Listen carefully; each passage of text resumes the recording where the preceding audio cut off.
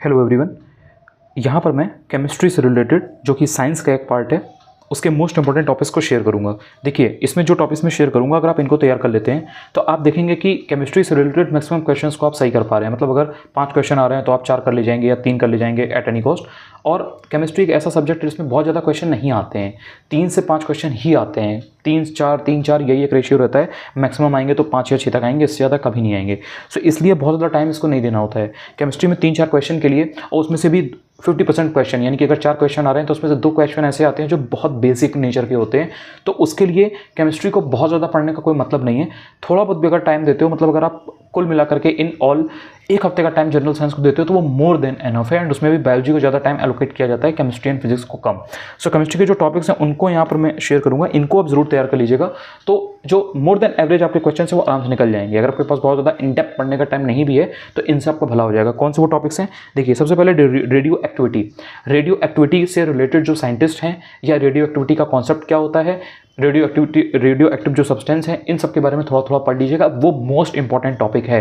Chemistry के अंदर question बनता है तो इससे ज़रूर उठता है या उठने के चांसेस रहते हैं, तो इसलिए आपको इसको ढंग से पढ़ना चाहिए। इसके बाद में जो गैसेज हैं, गैसेज में भी मीथेन और ब्यूटेन ये फेवरेट हैं, जो भी पीएससी के फेवरेट हैं।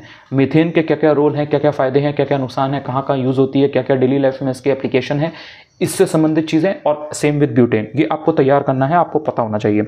इसके बाद में जो मेजर साइंटिस्ट हैं, जो केमिस्ट हैं, उनके बारे में आपको पता होना चाहिए कि उन्होंने केमिस्ट्री के फील्ड में किन मेन चीज़ों की इन्वेंशन कर रखी है, उनको डिस्कवर कर रखा है। तो मेन जो साइंटिस्ट हैं वो इंपॉर्टेंट हो जाते हैं। इसके साथ में जो पार्टिकल्स हैं एंड उनके जो करैक्टरिस्टिक्स हैं ये मोस्ट इंपॉर्टेंट हैं। जैसे इलेक्ट्रॉन हो गया, फोटोन हो गया, न्यूट्रॉन हो गया, ये सब आपको पता होना चाहिए। जैसे हिग्स बोसॉन है, पार्टिकल है, तो ये सब चीज़ें ऐसी हैं जो बहुत बेसिक है एंड बहुत इंपॉर्टेंट है। तो इनमें आपको पता होना चाहिए। जैसे एक्सरे है, गामा रेज है, ये सब आपको आइडिया होना चाहिए। इनके बारे में बेसिक जो चीज़ें हैं, 2-3 फैक्ट, ज़्यादा नहीं। इलेक्ट्रॉन है तो उसके बारे में पढ़ लिया कि ये पॉजिटिव चार्ज होता है, नेगेटिव चार्ज होता है इस पर, इसके साइंटिस्ट कौन थे जिन्होंने इसको किया था, डिस्कवर किया था, क्या मेन चीज़ें हैं, इस टाइप से। एक्सरे है तो उसकी एनर्जी का क्या सीन है, वेवलेंथ क्या होती है, ये सब बेसिक जो चीज़ें ये आपको पता करनी होती है बेसिकली पार्टिकल्स एंड कैरेक्टरिस्टिक्स के बारे में। ये क्वेश्चन बहुत बार रिपीट हुआ है एंड सिंपली ये आ जाता है। जो मैच द फॉलोइंग वाले क्वेश्चन होते हैं ना, उसमें आ जाता है। कभी 4 पार्टिकल देगा, उसके साइंटिस्ट पूछ लेगा, कभी 4 पार्टिकल्स देगा, उनका जो चार्ज है वो पूछ लेगा, कभी 4 पार्टिकल देगा, उसके जो स्पेशल फीचर है, जो कैरेक्टरिस्टिक है, वो पूछ लेगा। तो आपको ये पता होना चाहिए। और ये क्वेश्चन यूपी पीसीएसजे में बहुत आता है, बता दे रहा हूँ, सो दैट अगर आपको लगे कि मैं ऐसा ही बता रहा हूँ तो इसलिए मैंने आपको सबूत भी दे दिया। यूपी पीसीएसजे का पेपर खोल लीजिएगा, 12 फरवरी 2023 को एग्जाम हुआ था। You will get this question. आगे चलता हूँ।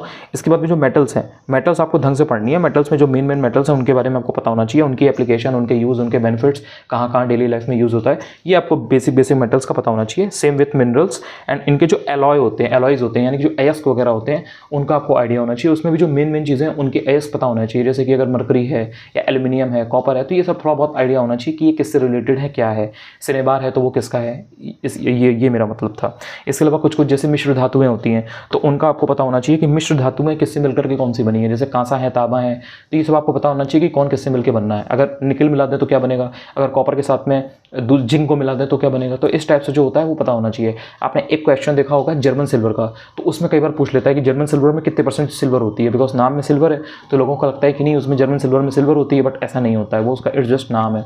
सो इस टाइप के जो क्वेश्चन है मिश्र धातु से रिलेटेड वो आपको पता होने चाहिए। इसके अलावा जो कार्बन है, कोल है और हीरा है और ग्रेफाइट है, ये इनके फेवरेट टॉपिक हैं, फेवरेट क्वेश्चंस हैं। कभी हीरे के बारे में पूछ लेंगे, कभी कार्बन का जो अपरूप है उसके बारे में पूछ लेंगे, कभी आपसे ग्रेफीन के बारे में पूछ लेंगे, कभी ग्रेफाइट के बारे में पूछ लेंगे, कभी कार्बन और कोल का मिला के कुछ पूछ लेंगे। तो मतलब ये कार्बन, कोल, हीरा, ग्रेफाइट इन सब के बारे में पूछते हैं। इसके बाद में जो पीएच वैल्यू होती है, जैसे ब्लड है, यूरिन है या दूध है, तो इन सब की या जो बेसिक ऐसे एसिडिक चीज़ें होती हैं उनकी पीएच पूछ लेंगे। बेसिक चीज़ें हैं उनकी पीएच वैल्यू पूछ लेंगे। तो वो पता होना चाहिए कि बेसिकली 1 से लेकर 7 तक जो होते हैं वो किस कैटेगरी में फॉल करते हैं, लाइक एसिड हैं या बेसिक, और जो 7 से ऊपर के होते हैं वो किस कैटेगरी में फॉल करते हैं, एसिड या बेसिक, एंड जो 7 पे ही एग्जैक्टली होते हैं वो किस उस पर डिपेंड करते हैं कि कहाँ पर फॉल करते हैं। जैसे अगर पानी की बात की जाए तो पानी क्या है, पानी न्यूट्रल है तो उसकी पीएच वैल्यू क्या होगी। तो इस टाइप से आपको बेसिक चीज़ें पता होनी चाहिए। नींबू का पूछ सकता है, ब्लड का पूछ सकता है, ब्लड का कई बार पूछा भी हुआ है पहले। सो आपको जो पीएच वैल्यू वगैरह है उनका आइडिया होना चाहिए। इसके बाद में कुछ जैसे गैसेज हैं, जैसे H2S हो गया, हाइड्रोजन सल्फाइड, तो इसमें रॉटन एग के जैसी स्मेल आती है। तो कुछ कुछ गैसेस जो हैं उनसे रिलेटेड आपको पता होना चाहिए, जैसे अमोनिया है, H2S है, ये सब मोस्ट बेसिक है, मतलब ये आप डेली लाइफ में इनसे रूबरू होते रहते हो, इसलिए ये सब इंपॉर्टेंट है, ये पूछ लेता है। केमिस्ट्री में ज़्यादातर चीज़ें ऐसी पूछता है जो आपकी डेली लाइफ से कहीं ना कहीं इन्वॉल्व होती हैं, इंगेज होती हैं। सो आपको उस तरह से पढ़ना है। जैसे कि फर्टिलाइजर्स हैं, फर्टिलाइजर्स बहुत ज़्यादा यूज़ होते हैं, तो फर्टिलाइजर पूछ लेगा। लेकिन फर्टिलाइजर इतना ऑड टॉपिक होता है, इतना एब्स्ट्रैक्ट टॉपिक होता है कि अगर आपको 4 फर्टिलाइजर दे भी देगा और अगर आपने फर्टिलाइजर के बारे में ढंग से पढ़ा नहीं है, 4 5 6 नाम आपको नहीं मालूम है फर्टिलाइजर की दुनिया में कि फर्टिलाइजर कौन कौन से मेन होते हैं एंड उनका जो रेशियो है वो क्या होता है, NPK क्या होता है, उनका 2:1:1 का रेशियो होता है कि नहीं होता है, तो ये सब चीज़ें अगर आपको नहीं मालूम है तो वहाँ 4 ऑप्शन में आप लगा ही नहीं पाओगे। इसके अलावा आपने एक क्वेश्चन देखा होगा जिसमें वो शाकनाशी वगैरह पूछ लेता है कि कौन से जो हैं वो शाकनाशी वगैरह है, ब्यूटाक्लोर वगैरह का ऑप्शन रहता है कई बार। तो ये क्वेश्चन 2018-19 तक बहुत रिपीट होता था, मतलब गारंटी होती थी कि एक क्वेश्चन आएगा ही आएगा। तो वो सारी चीज़ें भी आपको एक बार देख लेनी है, ये कई बार क्वेश्चन रिपीट हो जाते हैं। इसके अलावा न्यूट्रिशन में जो बेसिक चीज़ें हैं वो आपको पता होना चाहिए कि खाने में क्या है, क्या यूज़ होता है, क्या उसमें किससे मिलकर बना है। इसके अलावा जैसे पॉलीमर्स हो गया, पॉलीमर के ऊपर एक क्वेश्चन हर हालत में आता था, तो पॉलीथीन वगैरह है, पॉलीमर है, बाइकार्बोनेट है, कार्बोनेट वगैरह है, PVC वगैरह है, पॉलीविनाइल क्लोराइड। तो PVC वगैरह की जितनी भी डेली लाइफ में चीज़ें यूज़ होती हैं, जैसे PVC के पाइप वगैरह होते हैं, और भी कई चीज़ें आती हैं, तो वो आपको आइडिया होना चाहिए कि वो PVC से बना है कि नहीं। पॉलीमर्स वगैरह के और भी जो डिफरेंट ग्रुप होते हैं, फॉर्म्स होती हैं, उनका आपको आइडिया होना चाहिए। इसके बाद में जो कुछ एसिड्स होते हैं उनका आपको आइडिया होना चाहिए। जैसे नींबू है तो नींबू का पूछ देगा कि एसिडिक नेचर में है या नहीं, या और भी कुछ बेसिक जो जिनका नेचर एक्चुअल में एसिडिक होता है तो उनके बारे में पूछ लेता है, तो आपको पता होना चाहिए। या जैसे कि कभी कभी आपको 4 एग्जाम्पल दे देगा, लाइक एप्पल दे देगा, चींटी दे देगा, तो पूछ लेगा उसमें कि एप्पल में क्या होता है, तो यू शुड नो कि हाँ मैलिक एसिड होता है। या फिर आपसे अगर चींटी का पूछ लेगा कि कहीं पर अगर चींटी ने काटा है तो वहाँ पर अगर स्वेलिंग हो रही है तो वहाँ पर किस चीज़ का डिपोजिशन है, तो वो फॉर्मिक एसिड की वजह से होता है। तो ये सब इस टाइप की चीज़ें आपको मालूम होनी चाहिए। अब जैसे एसिटिक एसिड है तो एसिटिक एसिड का पूछ लेगा, विनेगर का पूछ लेगा जो एप्पल साइडर विनेगर है। तो इस टाइप की जो बेसिक चीज़ें हैं आपको आइडिया होना चाहिए।